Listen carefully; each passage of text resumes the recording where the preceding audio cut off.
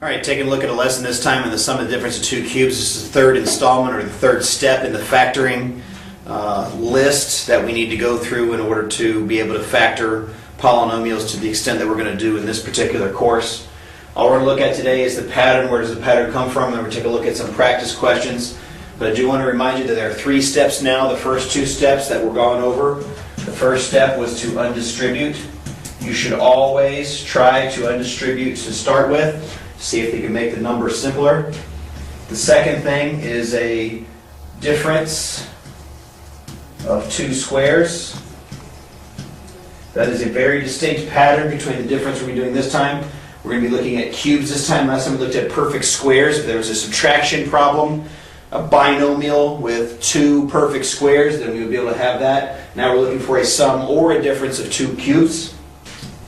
All right, and the third thing, and that's the one we're looking at today, is the sum or difference of two cubes. So this is our third step in the process. This is a very specific process, has a very specific pattern, and if it doesn't fit the process or the pattern, then it doesn't work out at all. So the first thing, like I've been doing with these lessons, is show you some examples of the factors that create the certain product, and then we'll learn how to the pattern in order to undo the product, which is called factoring. First of all, I'm going to take a look at the pattern. Need to do a little polynomial multiplication in order to do this. I'm going to do this very quickly because this is something you should have been able to do before. X times x squared makes x cubed minus 2x squared plus 4x. And then multiplying through the 2 becomes 2x squared minus 4x plus 8. And what always happens in this situation is this and this and this and this cancel, leaving the product to be x cubed minus 8. That's the difference of two cubes. 8 is a perfect cube, x cubed is a perfect cube, so in this case it's a difference of two cubes. In the pattern, and I'll look at it in just a second, in order that these two have to be very specific in order to create that situation. So going in reverse, taking that situation and creating its thing is a very specific pattern, one that you have to follow very carefully, but again, once you learn the pattern, it shouldn't be that bad. All right, this time I'm going to do the x minus y. This becomes x cubed plus x squared y plus xy squared minus x squared y minus xy squared minus y cubed. Cancel, cancel, cancel, cancel. So this becomes x cubed minus y cubed. Okay.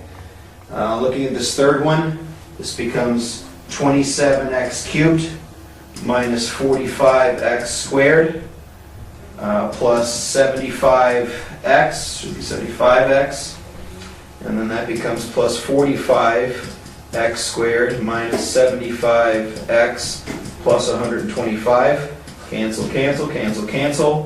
27x cubed plus 125. Now this last one I'm not going to multiply all the way out because I want to begin to introduce the pattern that takes place. If you'll notice, the difference between this parentheses and this parentheses is a very, very, very specific pattern. The number here is, I messed up on that number. That should have been 25. Sorry about that. Not 125. A 25 there. The number here and the number there should be squares. The number here and the number at the end should be squares. And the number or the thing in the middle has to be the product of these two numbers that we end up with in that case. This also should be a plus there. Boy, I really messed up on that one. Okay, so let's fix that.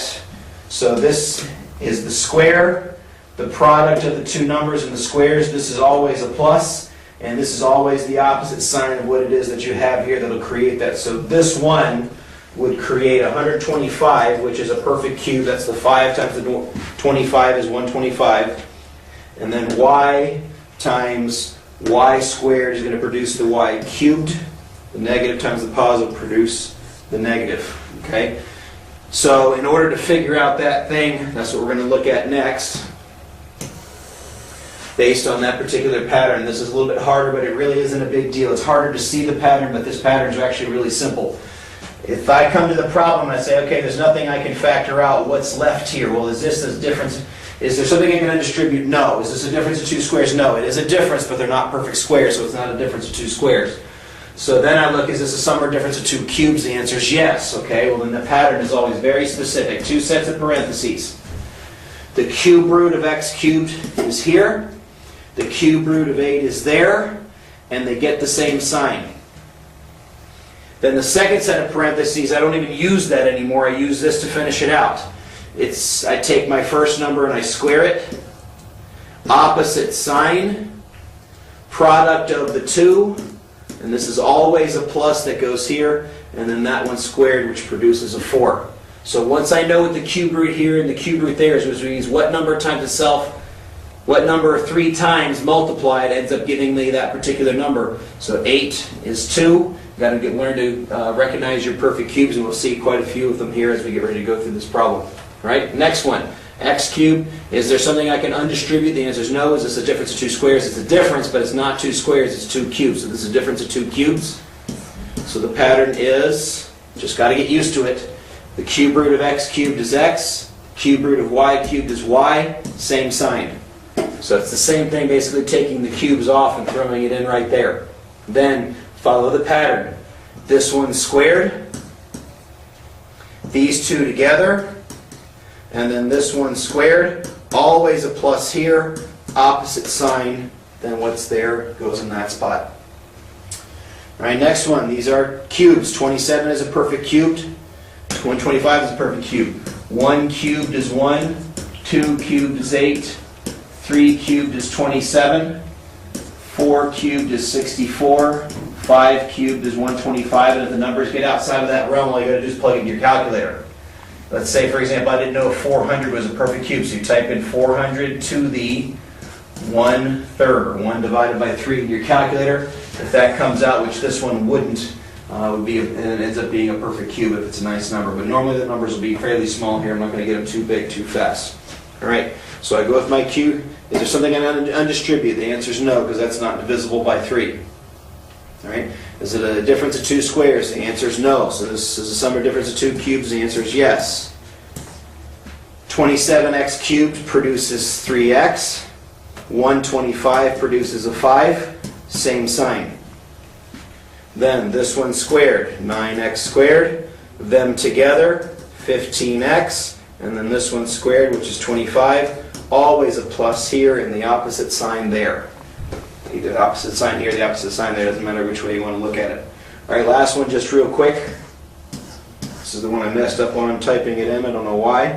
5 and y. Same sign. 5 squared. Them together, which would be 5y, and then y squared. Always a plus, and then opposite sign goes in that particular spot. All right? So let's take a look at a few more practice problems that have a little bit more mixed in with them. This first one, is there something I can undistribute? That's x cubed minus 8. Is there something I can undistribute? No. Is it a difference of 2 squares? No. Is it a sum or difference of 2 cubes? Yes. So I just follow my sum or difference of 2 cubes pattern. You're going to have to memorize this pattern. There's no way around it. All right? X cubed is x. 8 produces a 2 with the same sign. Then this one squared, by the way, it's always 2 of these. 2 of these 2, and then 2 of those is the way this ends up working. X squared, opposite sign, the 2 of them together, plus, this is always a plus, and 4, because that's 2 squared. All right, something I can undistribute? No. Difference of 2 squares? No. Sum or difference of 2 cubes? Yes. Set up my pattern. 8x cubed becomes 2x. 27 becomes 3, same sign. 2x squared is 4x squared. Opposite sign, these together make 6x. And then this one squared is always a plus. Turns out to be 9. See, this is really quick. As long as you know the pattern, you can recognize this is a sum or difference of 2 cubes. It can recognize the pattern. Pattern takes no time at all in order to do. All right, let's take a look at this one. 4x cubed minus y cubed. Okay, is there something I can undistribute? No. Is this a difference of 2 squares? No. Is this a sum or difference of 2 cubes? No. Yes, x cubed and y cubed fit, but 4 doesn't. 4 is not a perfect cube. 4 is a perfect square, but not a perfect cube. This guy's prime. It doesn't fit any of the patterns that we've looked at so far. This one's prime. All right? Moving on to the next one. Is there something I can undistribute? No. Is this a difference of two squares? The answer is actually yes. It is a difference of two squares. X to the 6th is a perfect square. 64 is a perfect square. So I'm going to write it here. This becomes 8 plus x cubed and 8 minus x cubed. Lovely. So then after I've factored, I go back through and check it again because this one looks awfully suspicious. That is a sum of two cubes. This is a difference of two cubes, so they can both be factored again. Factoring the first one. This one's going to get kind of nasty. By the way, you could have up to 6 factors. The highest degree tells you how many factors you could end up with. Anyway, going back to this becomes 2 plus x times its pattern, which is going to be 2 plus wrong. Wrong and wrong. So let me erase that. Got ahead of myself. All right, let's try again. This one squared is 4. Opposite sign, the two things together. And then the last one squared. That's the first one. Now the second one factors. 8 minus x cubed makes 2 minus x. The first one squared, which is 4. Opposite sign. 2x plus x squared. Notice there's not a whole lot of difference, but that's the way the two patterns go. This one's a really complicated one, and I wanted to show you how big they can get. As long as you follow your steps, it shouldn't be a big deal. This times this produces that because that's a difference of two squares. But then each of these, one of these is a sum, the other one's a difference of two cubes, and there's my two cubes patterns. I broke this one apart into these two, and I broke this one apart into these two. All right, last one down at the bottom. Is there something I can undistribute? The answer is yes. I can undistribute an 8 this time. That leaves me with x squared, x cubed plus 8. Then I factor again. Is there something I can undistribute? The answer is no. Is this a difference of two squares? No. Is this a sum or difference of two cubes? Yes, it's a sum of two cubes. So the 8 goes along for the ride. The cubes factors into x cubed produces x. 8 cubed comes from a 2. Same sign. This one's squared, opposite sign, the two of them together, and then that one squared produces 4. This is going to take practice. It's going to take some memorization. What is it that I need to do in order to make a sum or difference of a two cubes work? And there's some examples, and you'll definitely see them on the worksheet that's associated with this particular lesson. You may have questions. Feel free to ask questions. Make sure that you get down what's going on. Remember, there are 3 steps. Don't always assume everything you're doing is a sum or difference of two cubes. There's a step and a process you're beginning to learn.